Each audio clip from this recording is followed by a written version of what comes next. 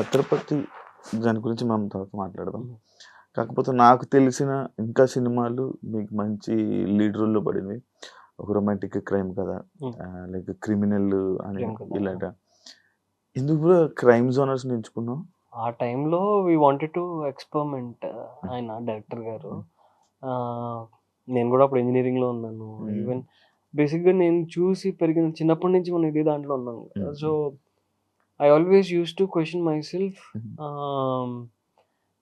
నా సినిమాలు ఎందుకు చూడాలి? నన్ను ఎందుకు చూడాలి? If I'm not from a background, cinema background ఉన్న ఫ్యామిలీ నుంచి రాకపోయినప్పుడు అసలు నా మీద ₹100 ఎందుకు ఖర్చు పెట్టి చూడాలి? సో ఏదైనా ఒక కంటెంట్ ఓరియెంటెడ్ ఉంటేనే చూస్తారు.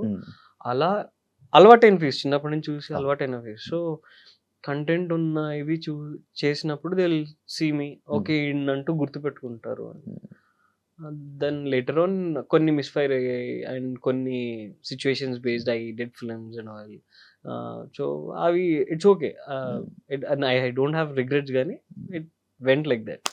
క్రైమ్ ఎందుకు చూస్ చేసుకున్నాను అంటే ఆ టైంలో those are all like very important topics to discussed అని నేను కూడా నమ్మిన. ఇది చైన్ స్నాచింగ్‌లు ఆ టైంలో చాలా ఎక్కువ. ఎప్పుడు పేపర్ ఓపెన్ చేసినా న్యూస్ పెట్టినా చైన్ స్నాచింగ్‌లు, వీళ్ళని చంపేశారు, వాళ్ళని చంపేశారు, easy money, you know luxurious life స్టైల్‌కి అలవాటు పడిపోయి ఫోన్‌లని, గర్ల్ ఫ్రెండ్స్ అని అవన్నీ. సో ఇవన్నీ we kept on hearing and వాళ్ళని పట్టుకొని డైరెక్టర్ గారు did his homework.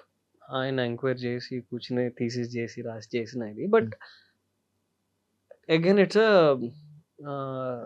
Radical decision అనే చెప్పొచ్చు. అంటే దాన్ని ఎలా వర్కౌట్ అవుతాయో, కమర్షియల్స్ వర్కౌట్ అవుతాయో లేదో తెలీదు. ఎలా యాక్సెప్ట్ చేస్తారో తెలీదు. దానికి బడ్జెట్స్ పెట్టి వర్కౌట్ అవుతాయో లేదో తెలీదు. సో చిన్న బడ్జెట్స్‌లో ఎక్స్‌పెరిమెంటల్ బేస్‌లో చేశారు.